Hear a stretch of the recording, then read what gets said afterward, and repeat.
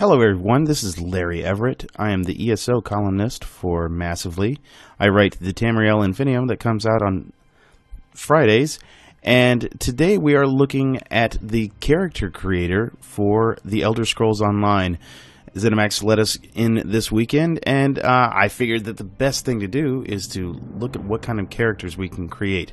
Of course, at the top you can see there, as I'm pointing out, that there are four major areas that to customize your character. First off is your faction and your race. As I'm going to show you here is the different types of like end game armor that are associated with the race and the class. As you can tell, each race and each class has a different kind of armor.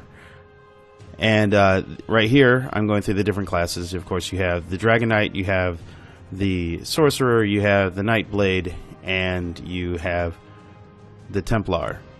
And although this time around I'm going to do the human races, and towards the end I'll show you some the other races, I wanted to show the human-ish races, I should say. We'll start with the with this Wood Elf, because I like the Wood Elf a lot, like some of the customizations that come with the Wood Elf. But first, let me show you the different body transformations. First, this triangle that you see in other games such as Rift is very important to me. I like that part of it.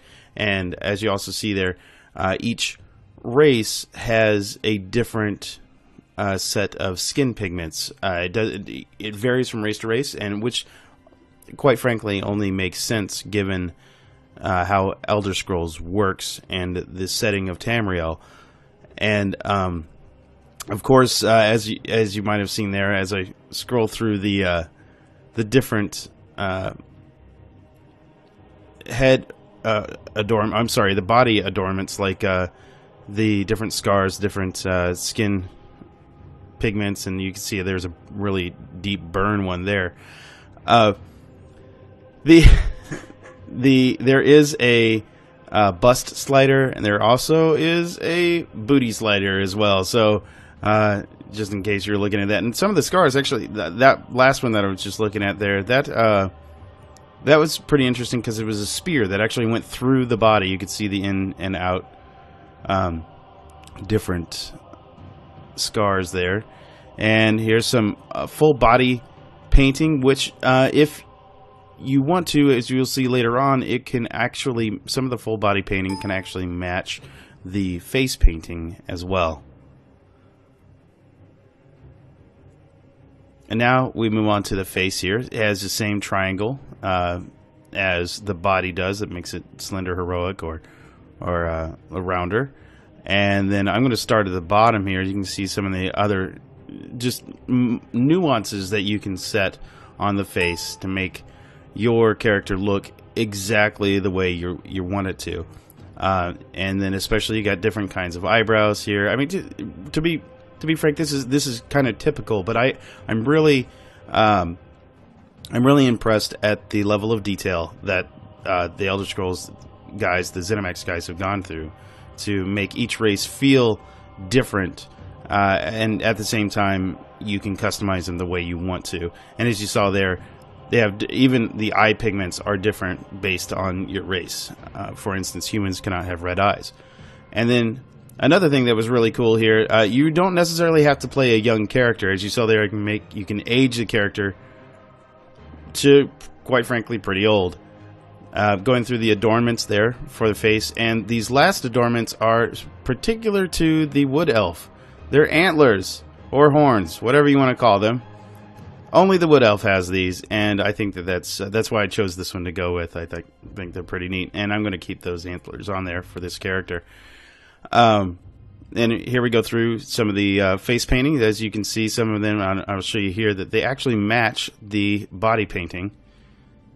And I think they could have done a little bit more, especially in the female characters, with the different kinds of makeup and whatnot, but and maybe customize the color of the makeup, but unfortunately that's not exactly what happened this time around.